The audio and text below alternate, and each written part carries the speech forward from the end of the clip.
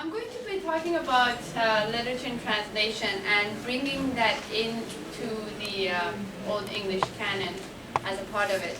So I'd like somebody to please read this out for us. Instead of man thinking we have bookworm, hence the book-learned class who value books as such, not as related to nature and the human constitution, but as making a sort of third estate with the world and the soul.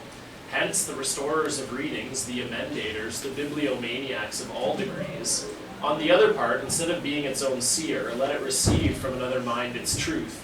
Though it were in torrents of light, without periods of solitude, inquest, and self-recovery, and a fatal disservice is done. Genius is always sufficiently the enemy of genius by over-influence. The literature of every nation bear me witness. The English dramatic poets have Shakespeareized now for 200 years. Thank you. So with that, I have some questions, and I think what I'd like to do is to actually start off by putting you guys in groups and have you guys discuss the questions individually or in groups, and then we'll have a bigger discussion as a whole.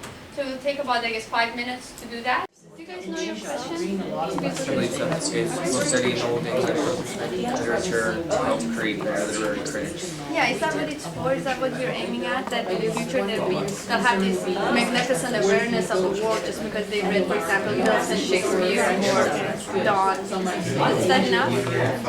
I think it's definitely Great.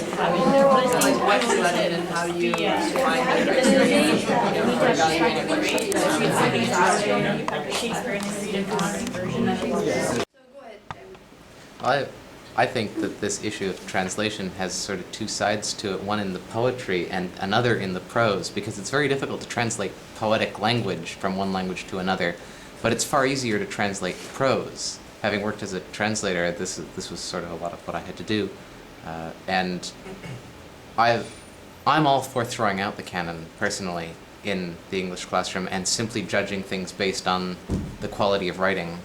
And if there's literature coming from the Arab world that is well written, if there's literature coming from the Chinese world that's well written, if the quality of language is good, then isn't the point of what we're showing the students to help them to read better and help them to write better?